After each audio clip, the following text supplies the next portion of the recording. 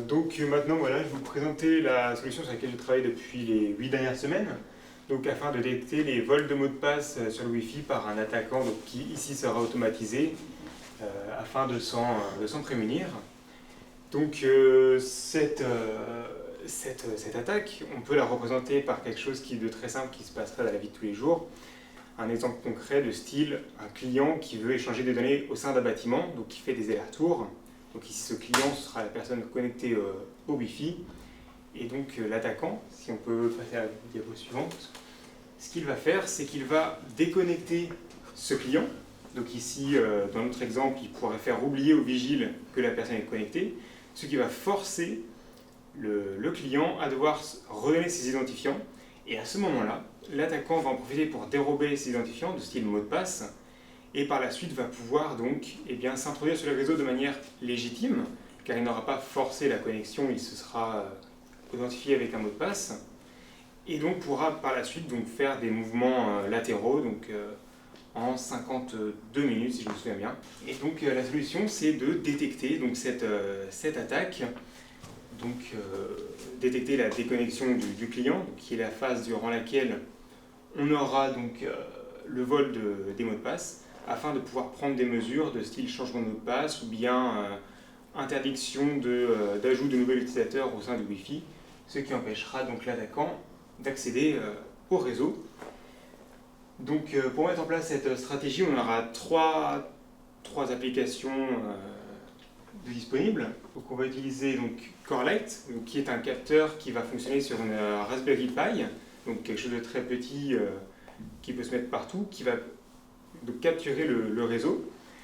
Et ce capteur donc, va fonctionner avec un logiciel qui s'appelle Zeek, logiciel libre de droit open source, qui est un DPI qui va donc inspecter les paquets qui sont transmis. Donc un paquet, pour faire simple, pour ceux qui ne savent pas, c'est des données qui sont transmises entre un appareil et un autre, qui contiennent par exemple des adresses IP, une adresse MAC, donc l'adresse physique d'une machine, et dedans des données de style telle chose à imprimer, les spécificités d'une page web, etc. Et donc Zeek va aller dans ce paquet, il va récolter les informations qu'il estime nécessaires ou bien qu'on lui a dit de récupérer, et avec Corelight, donc ça va être inscrit dans un fichier de log qui sera envoyé un logiciel Humio, donc qui sera fonctionnel sur cloud, qui va donc nous permettre d'analyser ces logs et ensuite d'effectuer donc différentes requêtes pour en extraire des informations, les mettre sous forme de graphiques, de tableaux, etc.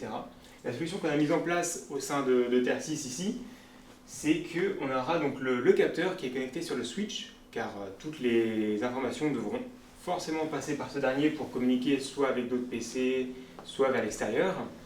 Et donc ce dernier va pouvoir recopier toutes ces dernières, va trier celles dont il a besoin uniquement, et donc les envoyer vers ce qu'on appelle un SIEM, donc une solution de sécurité pour faire simple, qui contient donc Humio, qui va donc effectuer les requêtes.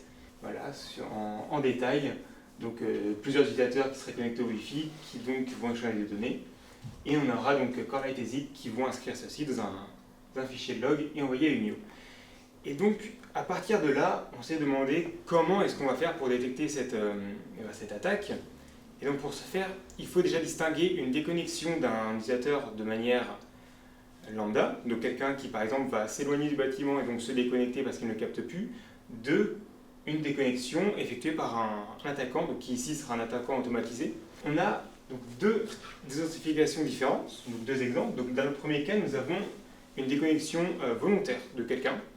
Et donc on voit que dans le message qui est envoyé et qui est récupéré par le capteur, nous avons uniquement donc, un seul message qui contient en son sein ce qu'on appelle une macro, et donc qui contient WCE D-Out1 pour indiquer que c'est une désauthentification, une déconnexion. Et à la suite de ce message, rien du tout. Alors qu'à l'inverse, lorsque c'est l'attaquant qui déconnecte, on a deux messages différents, donc la déauthentification, et une réassociation par derrière. Et cette réassociation, elle est effectuée donc par le client pour dire « je suis toujours là, je vais échanger de données, voici mon identifiant ». Et c'est lors de cette phase-là que l'attaquant va voler le mot de passe. Ce qu'on a fait, c'est qu'on a mis en place une requête sur Humio pour détecter ces dernières. Et avec un tableau de bord, on va pouvoir voir en temps réel ce qui se passe sur le réseau. Est-ce qu'il y a un attaquant de présent, à qui il s'est attaqué, de manière à pouvoir changer le mot de passe, admettons, de l'utilisateur avec cette adresse physique là, ou bien interdire de nouvelles connexions sur le Wi-Fi de la part d'appareils inconnus. Et alors cette solution, elle est bien, mais elle n'est pas suffisante parce qu'il n'y aura pas quelqu'un 24 heures sur 24 derrière ce tableau de bord. Et du coup, Humio, il nous propose une solution de notification. Par exemple, ici, qui est mise en place, donc notification par email, qui va permettre, donc, si jamais la personne admin réseau est occupée à faire autre chose ou elle est en week-end, et si jamais il y a quelqu'un qui effectue une attaque, eh bien, le logiciel va le détecter, va envoyer un email à l'admin réseau, et à partir de là, il va pouvoir prendre toutes les mesures, les contre-mesures nécessaires pour empêcher un mouvement latéral et possiblement une attaque d'appareil ou un vol de données, etc. Cette solution avec de capteurs nous a aussi permis et peut permettre dans tout réseau d'également détecter des menaces de style des botnets ou autres, si on peut passer à la suite. Au sein de ce réseau, on s'est aperçu qu'il y avait une machine qui faisait des requêtes vers un serveur japonais qui redirige vers un site classé comme étant malveillant. Et ce dernier était un site japonais de nom de domaine. Donc en creusant, on n'a pas trouvé suffisamment d'éléments pour affirmer de quoi il s'agissait. Mais en espace de temps réduit une fenêtre de 2 heures, le site, voilà. Et donc sur une fenêtre de 2 heures, on s'est aperçu que l'ordinateur qui faisait ces requêtes établissait une connexion sécurisée et échangeait des données sans pouvoir savoir de quoi il s'agissait. Et donc, cette solution de détection des mots de passe, grâce au capteur, peut également permettre de détecter des attaquants déjà présents qui échangeraient des données, par exemple, qui exfiltreraient des données sensibles vers leur propre serveur. Donc ça, c'est le dashboard en temps réel, donc qui fonctionne en temps réel. Il y a différents paramètres que l'on pourra modifier. Et donc là, nous avons également sur le côté deux petites Raspberry Pi avec un attaquant automatisé.